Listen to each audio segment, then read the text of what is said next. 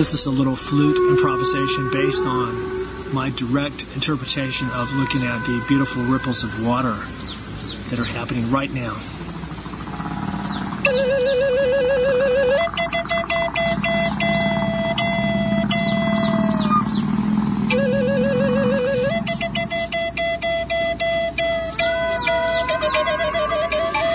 Welcome to On the Brink Radio. This is being recorded in the Botanical Garden in Darwin, the largest city of the Northern Territory of Australia. It's Wednesday, the 5th of July, the year of our Lord's 2017. It's about 4:30 p.m. I'm at my very favorite spot here, a little bridge above a waterfall. It's an artificially created waterfall with two little ponds. A place where my former partner Elizabeth and I used to come and hang out and take really awesome photographs of the water flowing and the leaves floating on the water. And I've been lucky enough to be back in Darwin about 2 or 3 weeks after 2 very intensive and wonderful months on Magnetic Island, Queensland. This is the first time I've been back to Darwin since 2010. Some of the most powerful things in my life have happened to me here since I spent a few months here in 2004, in 2007, and in 2010. Darwin seems pretty much the same place as it did before, only just more so in all the different dimensions. More people, more traffic, more buildings, more military and industrial stuff, more noise. The noise levels have kind of leveled off the past 2 or 3 days, but for the 2 weeks before that, unbelievable, literally ear-shattering sound levels from Royal Air Force fighter planes taking off and zooming over Darwin at probably not more than a couple of 100 meters in elevation as part of Operation Pitch Black. But literally, on some mornings there was almost 3 continuous hours of almost deafening noise. I mean, literally, almost causing a threshold of pain in my ears because I was outside. Then, Operation Pitch Black has just given way to, beginning on June 29th, Operation Talisman Sabre, which is going on now for the next month off of Rockhampton, Queensland, near Shoalwater Bay, part of the Great Barrier Reef World Heritage Area. This is Australia's largest military war game exercise conducted with the U.S. Over 30,000 troops, over 20 giant U.S. and Australian warships, submarines, amphibious landings, helicopters, jet fighter planes. Every possible dimension of war fighting is going to be going on. And I think that what all that they're doing now, massive sonar, microwaves, depleted uranium, testing of weapons that we don't even know exist. All this stuff, it's literally not that much different from if an actual war was being fought. As Dr. Rosalie Bertel has pointed out so wonderfully, and reiterated again by Dr. Claudia von Werloff, with whom I was lucky enough to talk on Skype for about 30 minutes last night.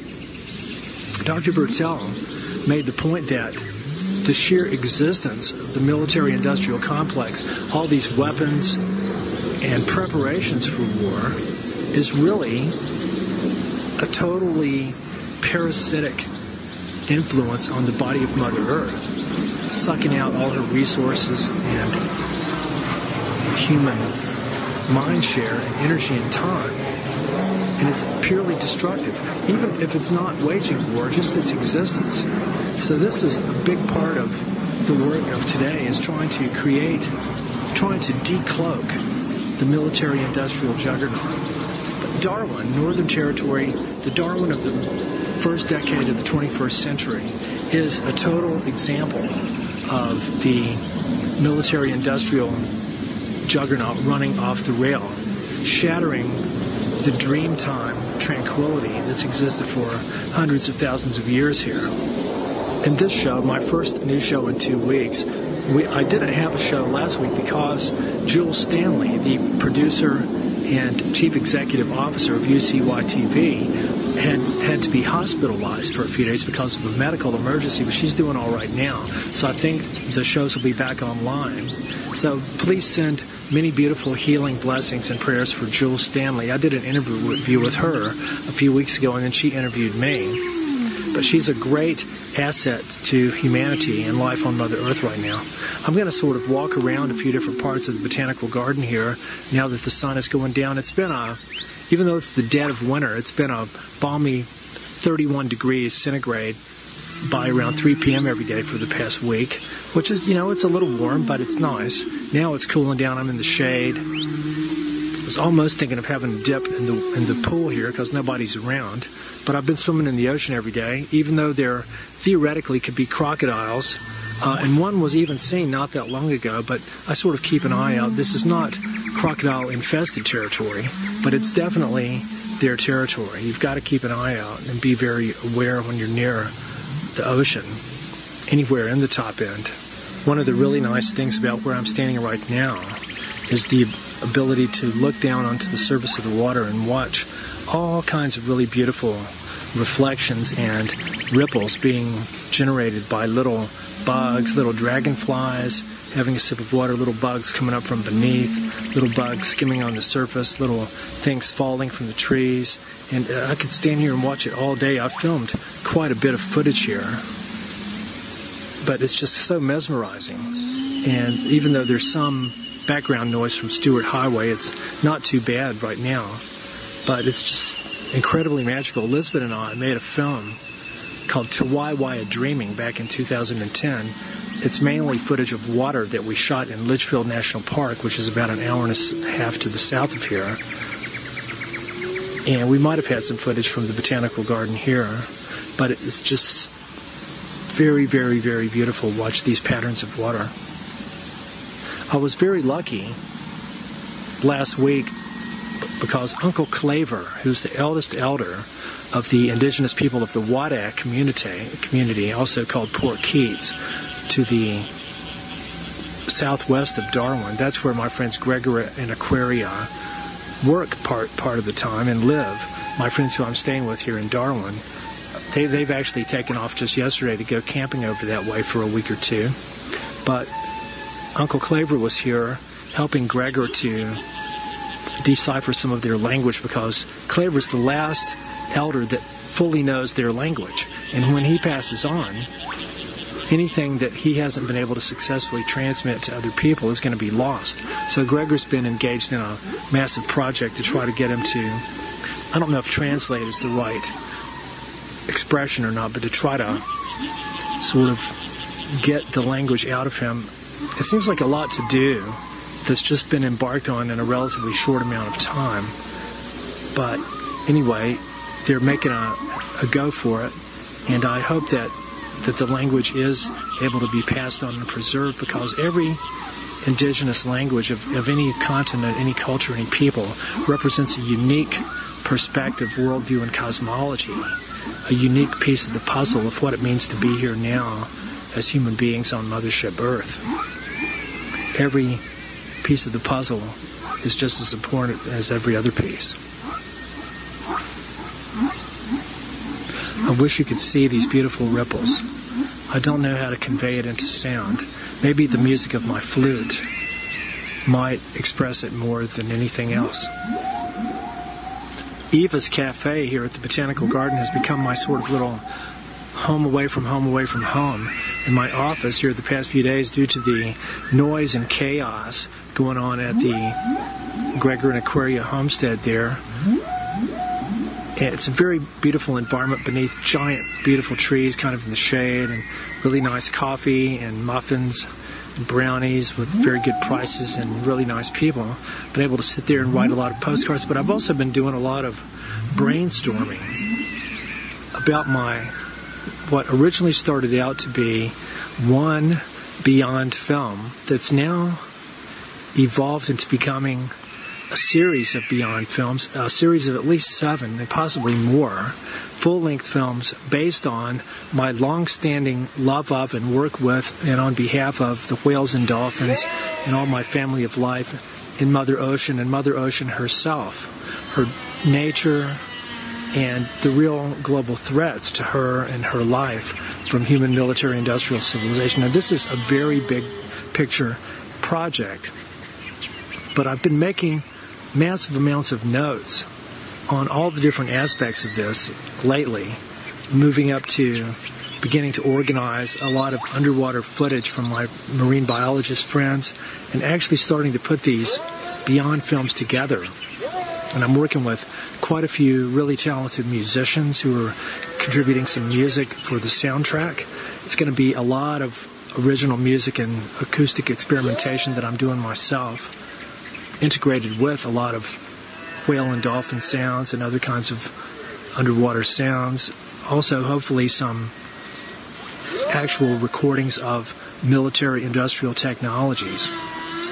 And I'm lucky enough to be working with a nice French guy named Gaetan, who's a HelpX person here where I'm staying. He's kind of an animation specialist working with an Adobe program called After Effects, and he's sort of beginning to show me some stuff about animating some of my artwork in order to not only bring some of my sea beings to life, but to share information in a sort of colorful, beautiful way that might be either impossible or difficult to share in a traditional filmmaking type format. For example, undersea military microwave technology.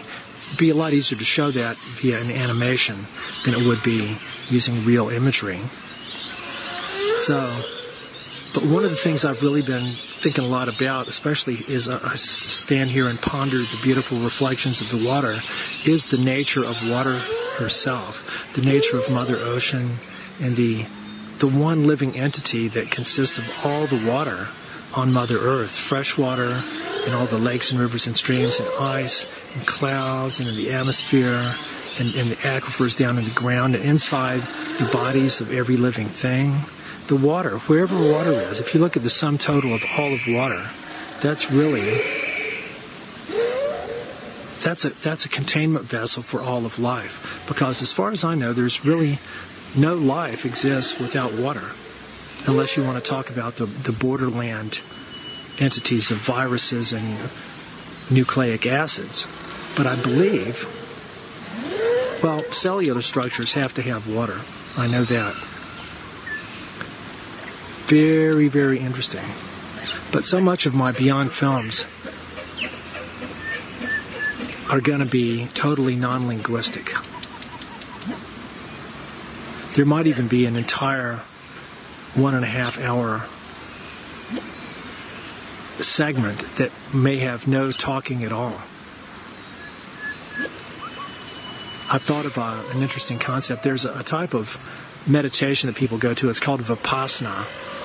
I think it's Sanskrit. I'm not sure what it means, but the basic idea is that people learn to sit for long periods of time. I think even not only just many hours a day, but many hours a day for many days at a time without speaking at all.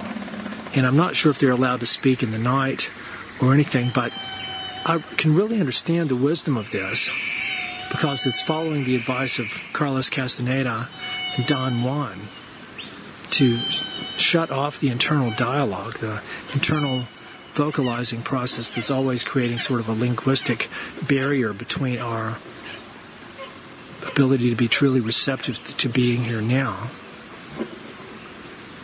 And even though it's ironic that I'm talking now and I'm talking about being quiet, but that is a big part of my work with my, for example, nonverbal talk radio, is to emphasize the usefulness but also the disadvantages of being locked into linguistic communication. Okay, now I'm going to walk over to a couple of my really big tree friends and try to transduce some of their knowledge and wisdom. I'm now a few hundred meters away in the very bosom of giant grandmother tree. I don't know what variety of tree grandmother is, but I'm going to call her Arboreus giganteus. She's kind of like a Moreton Bay fig or a strangler fig, but very much like a Pahudikawa tree. So if you imagine a Pahudikawa, a tree of New Zealand, crossed with a fig tree, giant root going along the ground that's as big, it looks like the backbone of a whale, and limbs sticking out So the way its limbs stick out and come down and touch the ground and spread out for a long way is very much like the Pohutukawa, but the texture of the bark and the way that the limbs grow vertically off the large horizontal sort of trunks is very much more like a strangler fig.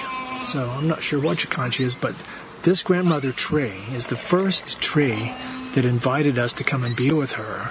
When I first came here on this trip, I guess about a week ago, I bicycled in from the entrance that comes from near Mendel Beach and was just drawn to come right under this big tree. It's a big shady area, a little nemeton, if you will, the ancient Greek word for a sacred grove of trees. This is a mini nemeton in the sense that it's the sacred enclosure of one tree. But I was really tired and I laid down on the picnic table and had a beautiful little nap. This was in the heat of the day, in the shade, and so I've come back and seen her every day, at least once. And now we've come here to sit and ask her for some wisdom and guidance. Grandmother Arboreus Giganteus, what wisdom do you have to share with us? Well, Jeff, my voice, as you all know, sounds a lot like Grandmother Pohutukawa on Aotea. She is a very close friend of mine. Our families are related back in time, as you understand it. I would like to thank you on behalf of the Kingdom of the Trees for all your beautiful work and your playing of your beautiful, beautiful flute music for us, and honoring all of my family here in the Darwin Botanical Garden, especially Grandmother Baobab across the way there, and our family of Boabs and Baobabs that all especially loves your flute music. Grandmother, that's very nice of you. That means so much for you to say that. I want to thank you for your beautiful shade and the power, and I'm sitting on one of your limbs right now. Oh, Jeffrey, that's all right. I like having you here. I'd like to say that we're, meaning the Kingdom of the Trees, our ancient knowledge and wisdom, our spirit, we are very worried about life on Mother Earth, and not so much about the survival of life herself, but about mainly your species, the human race. Grandmother, I fully share that concern, and I don't know what to think sometimes, especially with what's been happening in Darwin the past couple of weeks. Yes, Jeffrey, we are very aware of the increased military-industrial activities in this area. Oh my God, and I feel so bad about the noise that all the living beings here has to endure. Oh, and that's not even the worst of it. We're especially sensitive to microwave radiation. Oh my God, because trees are kind of like, very much are antennas for optical light, and if you would be highly receptive to optical wavelengths, then you would probably be equally receptive to many other different bandwidths and frequencies of the electromagnetic spectrum. Yes, Jeff, that's precisely correct. Oh my God. Well, I apologize to you on behalf of my species, which I really don't even identify with a lot of the time. I don't think that humanity is itself right now. It's the humanity of the Kali Yuga. Yes, we understand the long cycles of the galactic seasons, and we understand that as a whole you aren't your true selves right now. Yet that does not preclude your responsibility for your actions. Yes, and I fully agree. And I'm just really afraid that the whole planetary, military, industrial juggernaut, it's so far out of our control. It's got a mind of its own. And I'm not attributing this mentality to some kind of extraterrestrial being, but to just sort of like some kind of weird emergent property of the complexity and driving forces and factors of this mega technology that has just kind of got a mind of its own. Yes, Jeffrey, we have been observing this for a long time, and we know that for every tree that's cut down, a very special cosmology has been lost, just like if you lose the language of an indigenous species. Yes, I was just talking about that earlier. There's a little scrub fowl coming by to dig for some grubs here right in front of me. Yes, the kingdom of the trees. Every variety, every member of every species of tree has its own unique perspective and knowledge and wisdom to offer the greater whole of all of the consciousness of life on Mother Earth. And I do my best to try to connect with and absorb and honor and cherish and transduce the knowledge and wisdom and the beauty and power of being here now with all the trees and all the members of my family of life. Jeffrey Wefferson, we'd really like to thank you on behalf of the Kingdom of the Trees. And now, you should go and talk with Grandmother Baobab across the way there before the sun goes down. Oh, Grandmother Arboreus Giganteus, I loved you. Thank you so much for your wisdom and for sharing, and we'll come back and see you tomorrow. Thank you. Thank you, Jeffrey. And you be well and safe on your bicycle. I'm now beneath Grandmother Baobab from Africa. I believe she's from Madagascar, but she's very big. And I want to thank you, Grandmother Baobab, for having us here. There's little green ants crawling all over me in my camera. Well, Weffups, we're welcome to be with me. What I'd like to do is transmit to you knowledge and information and wisdom telepathically, even after you've left here now, because right now the ants are swarming on you and it may be a bit uncomfortable. Oh, thank you for that, Grandmother. It's so beautiful to be here. Yes, Weffups, we love your flute music. All our family of the Boabs and the Baobabs loves you, and especially Grandmother uptown next to the Woolworths, because you went and cleaned up all the rubbish around her one day. Oh, that was so beautiful. That's my responsibility. This is a lovely time of day when the sun's going down. Yes, it is, and maybe I'll go out to the ocean and see the sun go down. But will you beam us your knowledge and information and wisdom? Yes, Weffups, I will always do that to you from now on. And please come back any time. I love you, Grandmother Baobab. We love you too, Weffups, from the Kingdom of the Trees. Blessings to you and all of your friends and family. Now I'm sitting here at Vestes Beach. That's about halfway between the Botanical Garden and back to Fanny Bay where I'm staying. But the sun, Grandmother Teoa, is just about to go down. Her lower limb is only about a minute or two away from touching the horizon of the ocean. But it's very beautiful. There's several dozen sailboats out in the water here, anchored. Normally I've been watching the sunset from East Point, but it's very beautiful.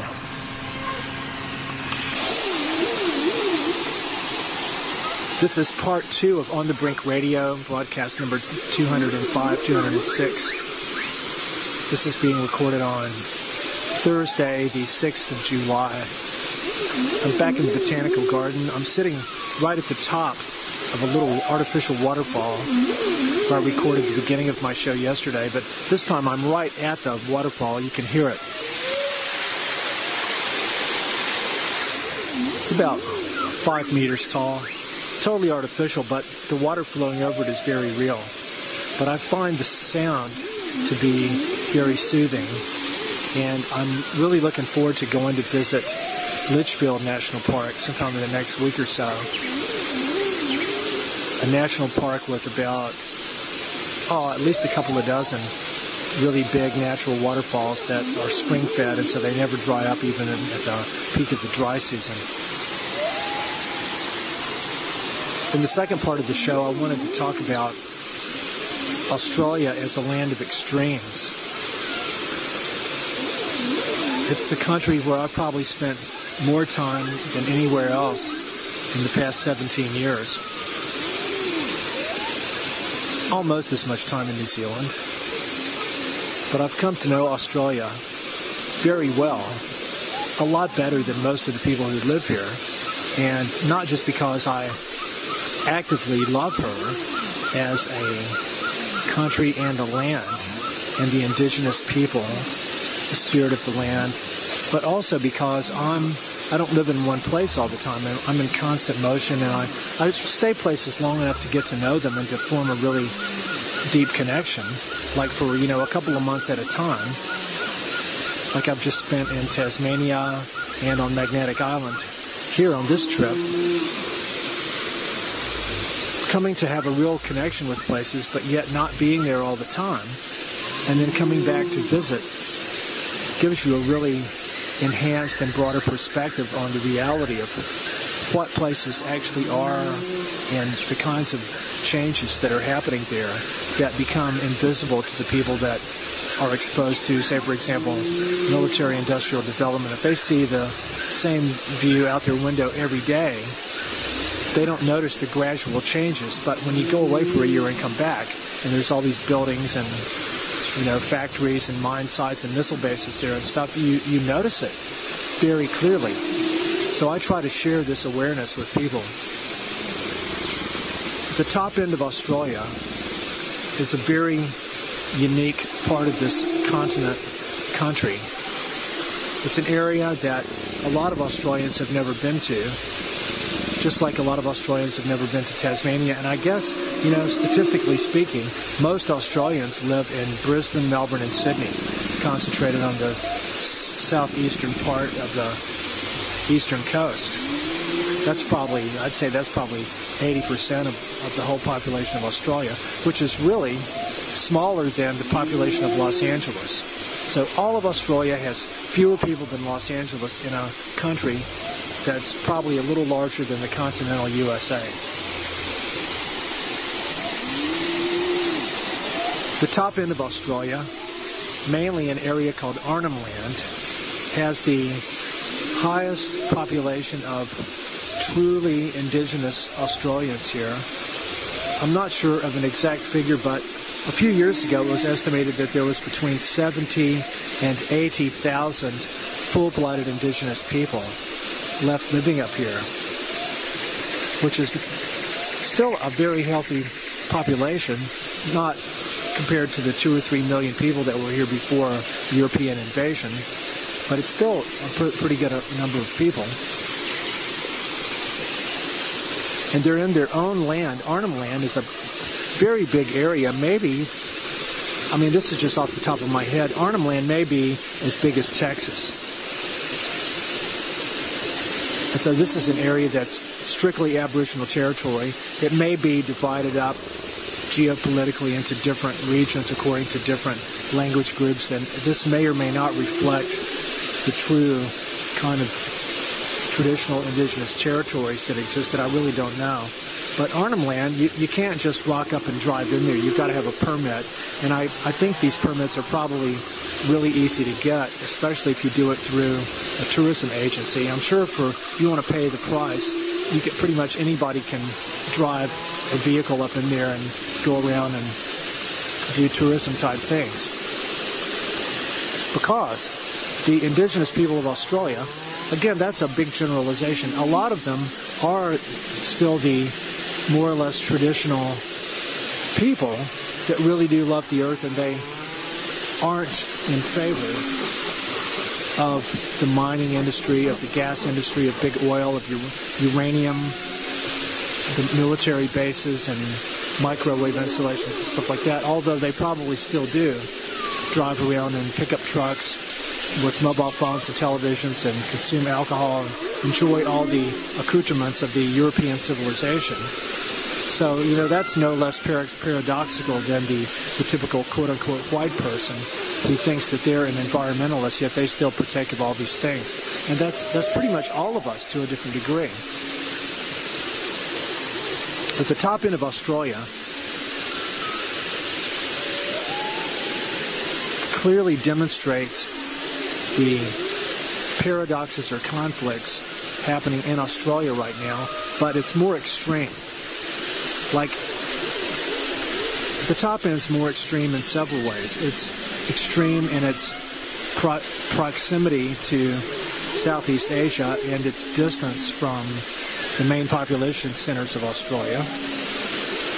It's more extreme in its climate because it's got a full-on hot, dry climate that I think the latitude here is it's either 12 or 16 degrees south, so it's equatorial. Like it's probably about 30 or 31 degrees centigrade now, even though I'm sitting in the cool shade of a forest. But it can be very oppressive in the other months of the year and during the wet season. And Darwin also has one of the highest concentrations of military presence anywhere in Australia. Not far south of here, just a few hundred kilometers south near Catherine, is the first truly officially acknowledged U.S. military base in Australia. I believe it's called Bradshaw, the Bradshaw facility, or it might be called Delamere, one of these two. But even though there's probably about 40 or more de facto U.S. military bases in Australia, most of them jointly operated. And that's not even including electronic warfare and surveillance and telecommunications facilities like the notorious Pine Gap facility near Alice Springs, which is an American Boeing-owned and operated facility that's been there since the 1970s, totally underground. Darwin has this military presence. When I first came here a couple of weeks ago, it was right at the beginning of a thing called Operation Pitch Black that they have every 2 years. It's where what seems like every fighter plane that the Royal Australian Air Force owns zooms and flies over the coast of Darwin here many times a day at an elevation of about 100 or 200 meters, going as fast as they can and as loud as they can. I mean, it's literally unbelievable. It sounded like continuous thunder, only a lot louder. These sounds sometimes for 2 or 3 hours, literally a continuous wave of sound for 2 or 3 hours. It was far, far, far louder than any thunder you've ever heard, and far more of a different acoustic quality that was it felt like it was damaging to my hearing. But so many of the people here just don't even, they think it's cool. You know, there's a lot of the mentality up here of what we call rednecks down in the South in America. People like to jack up their cars and have really loud motors that waste fuel, and they like to just run them really loud so they can hear them and go as fast as they can down the road. And it's the same mentality that had a heyday last Saturday, which was July 1st. That is called Territory Day. It's sort of like the Northern Territory's 4th of July, when they celebrate their becoming a state separate from South Australia, whenever that happened. But it's really just an excuse for a giant piss-up, and for people, it's the only day of the year people can legally shoot off fireworks. So that evening and night, I rode my bicycle down the Mendel Beach, which is a few kilometers. It's the big public beach where the market is. And there they had a massive fireworks display, but for several kilometers all along the beach was everyone and his brother was shooting off fireworks. And it was coming back after dark, right when it was all peaking out. It was very surreal, with giant clouds of smoke that smelled of gunpowder and things blowing up and shooting off all around you, and you never knew when somebody was going to throw something down on the road right in front of you. Or, you know, when I heard ambulances going quite often, people must have blown off some limbs or blown out some eyes and stuff like that, or killed their kids. But it really reminded me of Apocalypse Now, that movie by Francis Ford Coppola. Very, very much like that. Didn't hear any choppers though. But what made sense to me was if they could have just drawn out Operation Pitch Black another couple of days, they could have had all these really loud fighter planes zooming over at the same time as they were having all these fireworks. That would have been a truly redneck extravaganza where they probably would have just shat themselves out of joy. It's like a bioacoustic nightmare those first couple of weeks that I was back, partly because I'm staying in my tent at my friend's house, so I'm sort of outside pretty much all the time. And that's good. That's by choice. But it makes you very tuned into the acoustic environment where you are.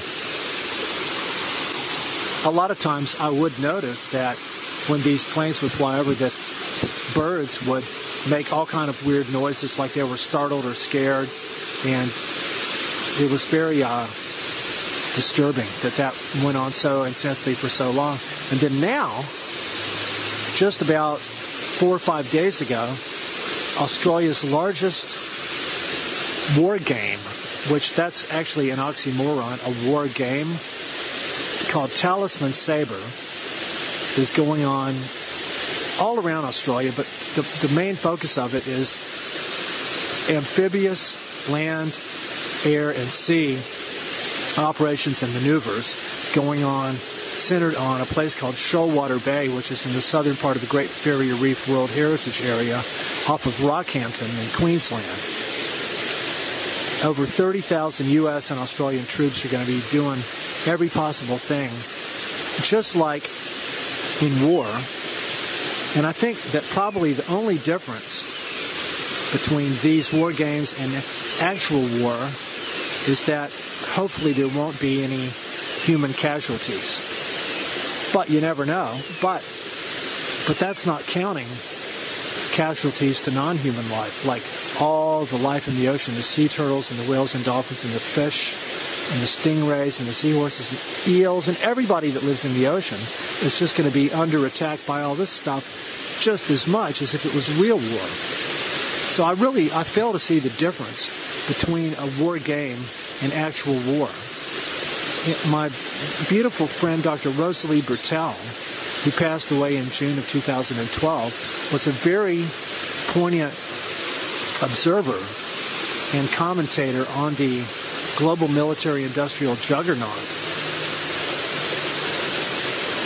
as well as being an expert in the hazardous biological effects of ionizing radiation, which is something that's invisible to most people in the world of today. And I don't mean visibly invisible, I mean psychologically invisible.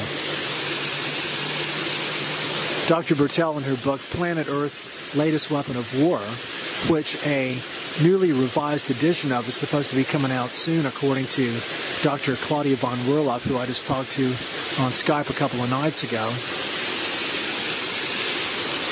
The sheer existence of all this military stuff is one of the greatest socioeconomic and environmental hazards that we have. And it's so vast and so big, and the whole military economy is much greater than the whole civilian economy, yet it's basically invisible.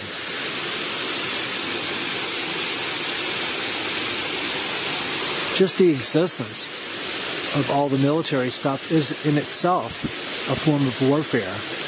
All the resources and time and energy that it takes to manufacture all these weapons and constantly making them obsolete and constantly creating new ones, developing new ones, trying to stage fake crises in the world like the whole war on terror, the whole North Korean missile thing. All these are bogeys, just like climate change, to try to convince the public that the solution for all these crises is exactly what the New World Order, transnational, international banking cartel corporations want. Continuously evolving revolutions in military affairs. In reading some articles by an organization called FAIR, Fairness and Accuracy in Reporting, they pointed out that a U.S. government NGO think tank called CSIS is one of the main advisors to the U.S. government on the development and acquisition of new weapons systems. And so this organization was strongly using the North Korean missile thing as a rationale for the U.S. to invest in a massive new multi-billion-dollar nuclear missile system called THAADS, THAADS, that's designed and manufactured by Lockheed. Well, as it turns out, Lockheed is the chief financial contributor to this CSIS organization. So in other words, it's Lockheed recommending that the U.S. government invest in a whole bunch of their new missiles to place them in South Korea against the wishes of most of the South Korean people. Along that same line, last year, there's a giant area in South Australia called Woomera. This is where all the nuclear testing was done. It's an area about the size of Texas. Well, this area was just basically handed over to another top U.S. military defense contractor called Raytheon. Raytheon's one of the top corporations that manufactures microwave weapons and surveillance systems used by the U.S. Navy and other countries. And also, they're one of the top nuclear missile manufacturers.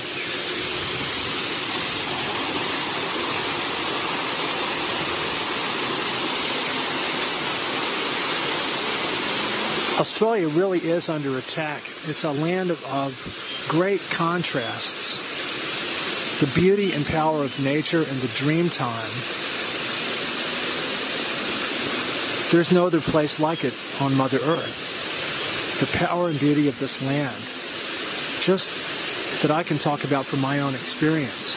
The places I've been lucky enough to be able to visit and spend time and live over the past 17 years. That I've really been embraced by and have fallen in love with this very beautiful country, continent, island that's so dear to my heart. But she's totally under attack. Everywhere I go, it's like Australia under attack. Nightmares of the Dreamtime. Everywhere I go, there's just clear evidence of Mother Earth and all things good and true and beautiful being under attack by stupid human stuff driven mainly by greed. Like in Tasmania, the ongoing debacle of the logging industry trying to chop down all the biggest trees anywhere, but especially in this remote area of the West Coast called the Tarkine. Then when I went to the Warrumbungles to visit Malcolm Hartley, the comet astronomer, there, that whole area, especially an area called the Pilliga, is under attack by Santos, who wants to do fracking everywhere. This was going to totally destroy the groundwater and create a lot of light pollution at night that'll render these optical observatories dysfunctional. Then when I went to Kelang, in northern New South Wales, they're battling against a massive coastal logging project by the government of New South Wales that would destroy the habitat for so much wildlife, especially lots of koalas. Then on Yunbanun, or Magnetic Island, where I was lucky enough to see Uncle Arthur Johnson, the eldest elder of the Walguru Kaba people again. He's fighting a lot of legal battles, not just about land rights of the island, but about the Adani mega coal mine and ore loading facility that's going to be built there at Abbott Point, and to mine in the Galilee Basin inland from there, which, if it goes ahead, it'll be probably the largest ore loading facility in the world, using hundreds of millions of liters of water a day for free. I mean, it's unbelievable what's being allowed to progress. Also, the Great Barrier Reef World Heritage Area there, under so much attack from undersea warfare activities that are invisible to most people.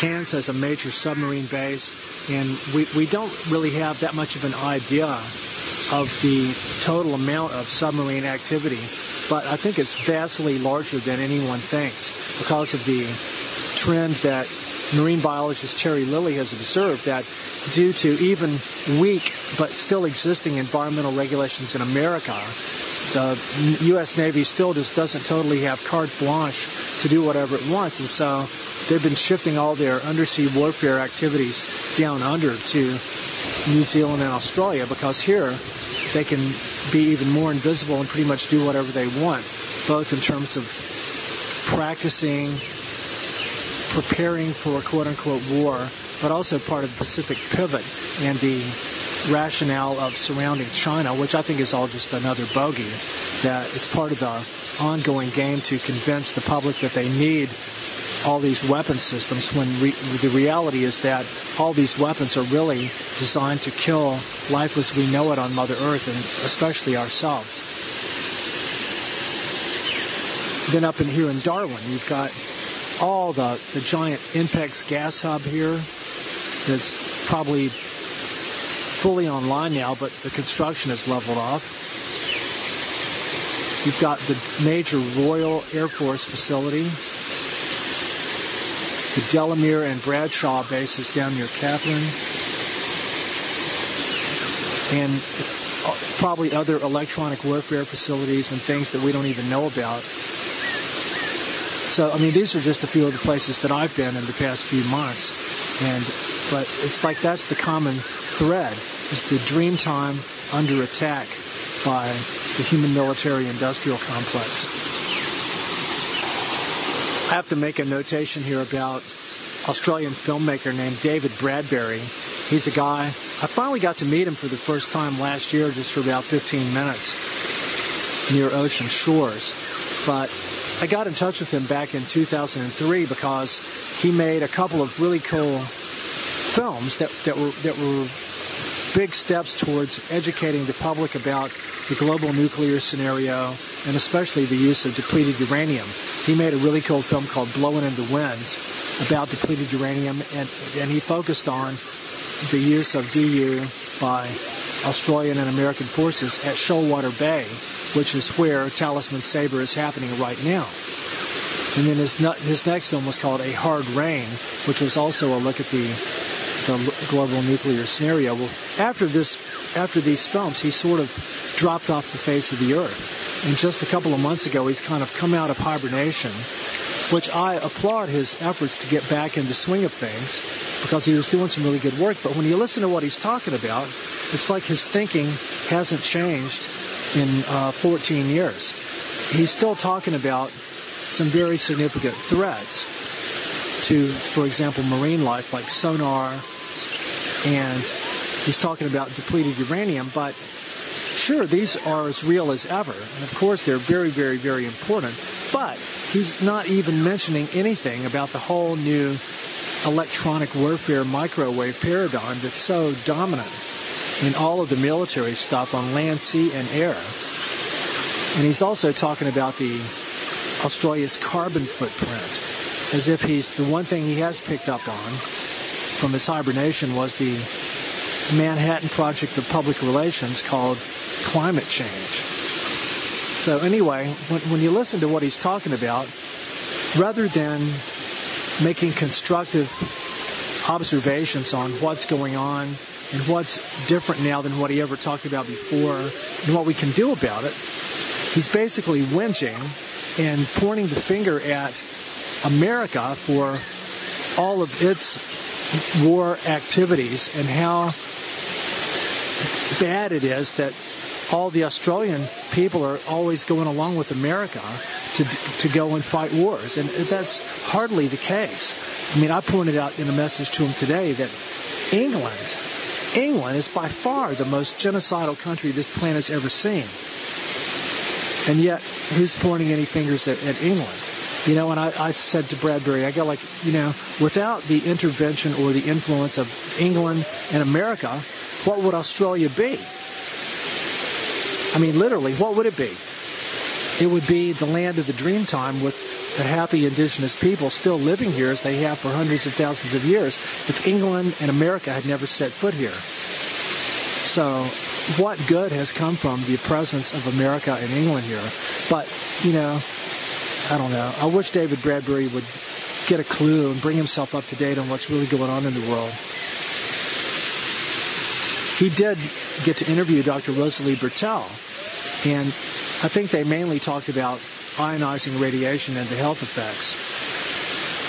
So I tried to ask him about that footage and what all they talked about, but he's never communicated with me about it.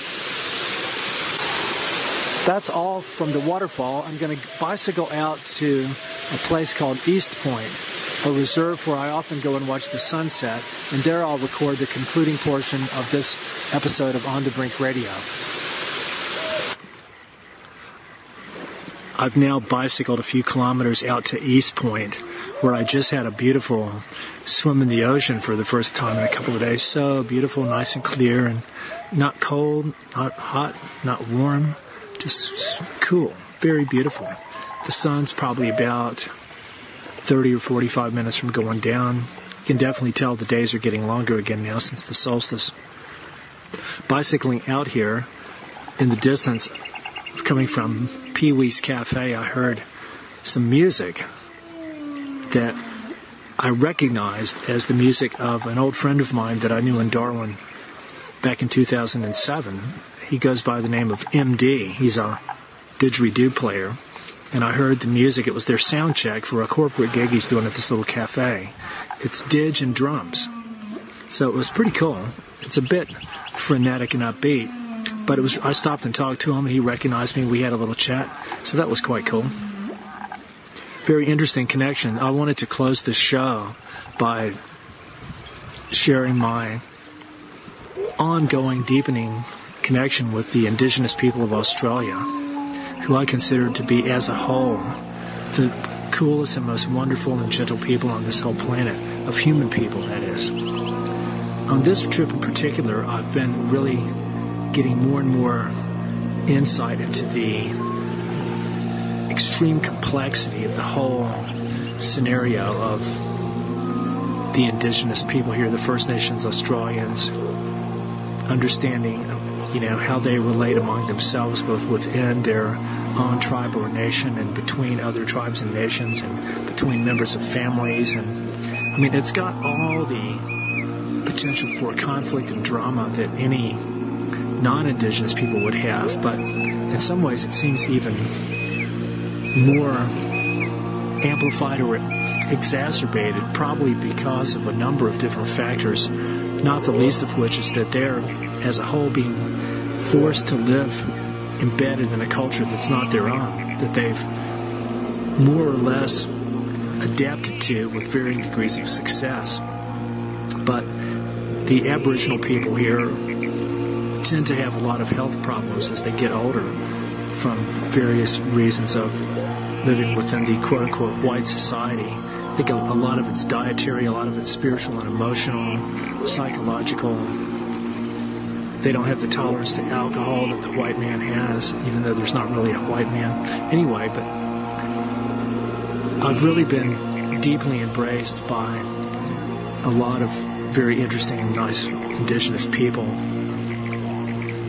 And I'd first like to honor the ancestors of Tasmania, Truganini and Manalarngana, two of the leaders of the 9 nations of indigenous people of Tasmania, both of whom died at relatively young ages.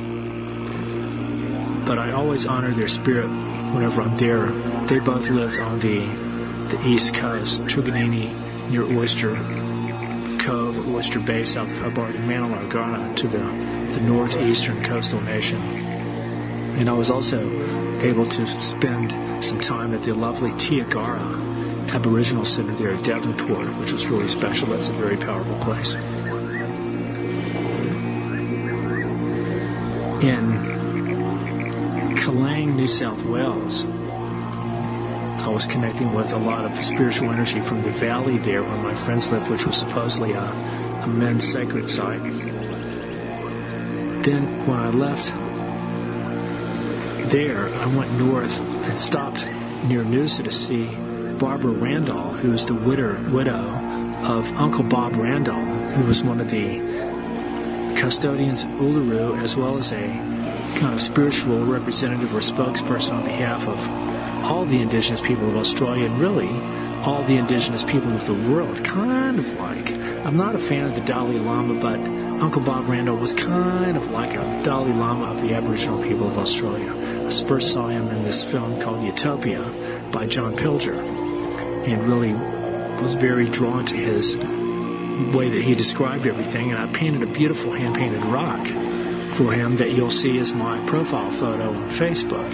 And when I was on my way to give it to him 2 years ago, he passed away, so I've kept that rock, and it's brought me some really interesting connections, including meeting Barbara Randall, his widow. But it's been hanging out with her that I started to see the real, oh my God, inconceivable complexity and dramas that can happen between Aboriginal people and their families and their ancestors and their legal spouses and people they've worked with and all different kinds of stuff. It's like a nightmare, actually.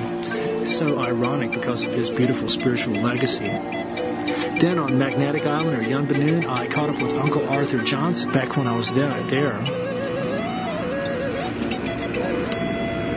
There's a helicopter flying over. He was the indigenous elder of the Walguru couple people who I painted with last year for 3 weeks. He didn't have time to paint with me this time, but I did get to see him. And I left him 3 or 4 partially finished paintings and a whole bunch of paint left over from my murals that hopefully he'll finish. But he's fighting a lot of legal battles with the Adani coal mine and land rights there on Magnetic Island. Then, through my friend Grace Geiger, I got in touch with the eldest elder of the Gugu Yanjiri people that live up sort of north of Cape Tribulation. His name's Gobble, or CJ, and I didn't meet him, but we talked on the phone, and I sent him a really nice painted rock with the rainbow serpent on it. Then, here in Darwin, a couple weeks ago, Uncle Claver from Wada was there for a week, and he taught me some of his words, and I painted a really nice set of rocks and gave them to him to take back to Wada, which is where Gregor and Aquaria are now. It's really funny, there's dozens of tiny little crabs crawling all over my toes. That's so funny, because I'm on the beach. There's about a dozen of them climbing up my toes and going underneath them. On both feet, actually, I can feel them. Very interesting. Well, the sun's going to be going down soon. I wish everyone a beautiful, beautiful day, evening, night, whatever time of day it is. Thanks for listening to this episode of On the Brink Radio, and I'm welcoming Jules Stanley back from a week in the hospital. Maybe it forced her to take a break and chill out for a while. But sending you love and blessings from the top end of the territory.